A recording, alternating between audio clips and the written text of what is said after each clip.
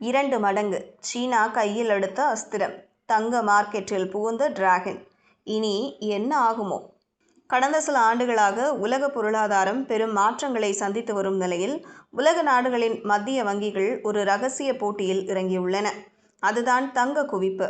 முன் எப்போதும் இல்லாத வகையில் சீனா, இந்தியா, போலந்து மற்றும் துருக்கி போன்ற நாடுகள் தங்களின் கையிருப்பில் உள்ள அமெரிக்க டாலர்களை குறைத்து கொண்டு அதற்கு பதிலாக டன் கணக்கில் தங்கத்தை வாங்கி சேமித்து வருகின்றன.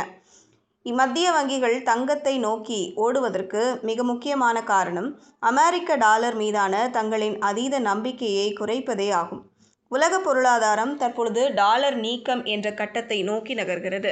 குறிப்பாக 2022இல் ரஷ்யாவின் வெளிநாட்டு கையிருப்பு முடக்கப்பட்ட பிறகு வளரும் நாடுகள் தங்கள் பணத்தை டாலராக வைப்பது பாதுகாப்பானது அல்ல என்று உணரத் தொடங்கியுள்ளன. தங்கம் என்பது எந்த ஒரு நாட்டின் கட்டுப்பாட்டிலும் இல்லாத சொத்து. போர்கள் அல்லது அரசியல் தடைகள் விதிக்கப்பட்டாலும் தங்கத்தின் மதிப்பை எவராலும் முடக்க முடியாது. பணவீக்கத்திற்கு எதிரான பாதுகாப்பு. 2026இல் நிலவும் அதிகப்படியான பணவீக்கம் காரணமாக டாலரின் மதிப்பு தேய்மானம் அடைந்து வருகிறது. ஆனால் தங்கம் நீண்டகால அடிப்படையில் தனது மதிப்பை தக்க வைத்துக் கொள்கிறது. நல்ல முதலீடு. நாடுகள் தங்கள் பொருளாதார பாதுகாப்பிற்காக டாலர், யூரோ ஆகியவற்றுடன் தங்கத்தையும் சேர்த்து வாங்கி வைத்துக் கொள்கின்றன. இந்திய ரிசர்வ் வங்கி கடந்த ஆண்டில் மட்டும் சுமார் 57 டன் தங்கத்தை சேர்த்துள்ளது. இதன் மூலம் இந்தியாவின் மொத்த தங்க கையிருப்பு 880 டன்னை கடந்து புதிய உச்சத்தை எட்டியுள்ளது. தற்போது உலக அளவில் அதிக தங்கம் வைத்திருக்கும் நாடுகளின் பட்டியலில் அமெரிக்கா முதலிடத்தில் இருந்தாலும் வளர்ந்து வரும் நாடுகள் அந்த இடைவெளியை வேகமாக குறைத்து வருகின்றன. கடந்த 15 மாதங்களாக தொடர்ந்து தங்கம் வாங்கி வருகிறது. கடந்த ஒரு வாரமாக தங்கம் வாங்கும் வேகத்தை 2 மடங்கு அதிகரித்துள்ளது. போலந்து ஐரோப்பாவில் பொருளாதார பாதுகாப்பிற்காக 100 டன்னுக்கும் அதிகமான தங்கத்தை கடந்த ஓராண்டில் சேர்த்துள்ளது.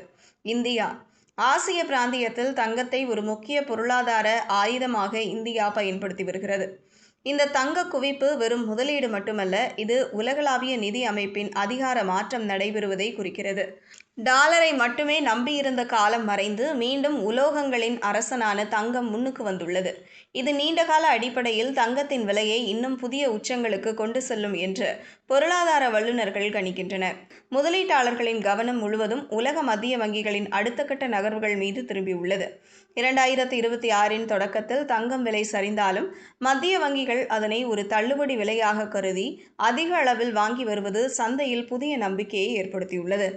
விலை பெரிதாக சரியாது. தனிநபர் முதலீட்டாளர்கள் பயத்தில் தங்கத்தை விற்றாலும் ரிசர்வ் வங்கி மற்றும் சீனாவின் மத்திய வங்கி போன்ற நிறுவனங்கள் தொடர்ந்து வாங்குவதால் விலை ஒரு குறிப்பிட்ட நிலைக்கு கீழே செல்வது தடுக்கப்படும். இது நாளை சந்தையில் ஒரு வலுவான ஆதரவை வழங்கும். டாலர் வெர்சஸ் தங்கம் மோதல்.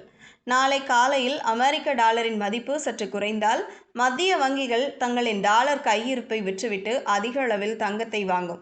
இது ஆசிய வர்த்தக நேரத்திலேயே தங்கம் விலையை சட்டென்று உயர்த்தக்கூடும். குறுகிய கால ஏற்ற இறக்கம்.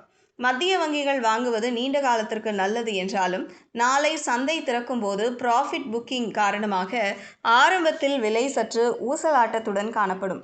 ஆனால் பிற்பகலில் கொள்முதல் வேகம் அதிகரித்தால் விலை உயர வாய்ப்புள்ளது. இந்திய சந்தையில் தாக்கம். இந்திய ரிசர்வ் வங்கி தனது தங்க கையிருப்பை 880 டன்னுக்கு மேல் உயர்த்தி உள்ளது. நாளை உள்ளூர் சந்தையில் எதிரொலிக்கும்.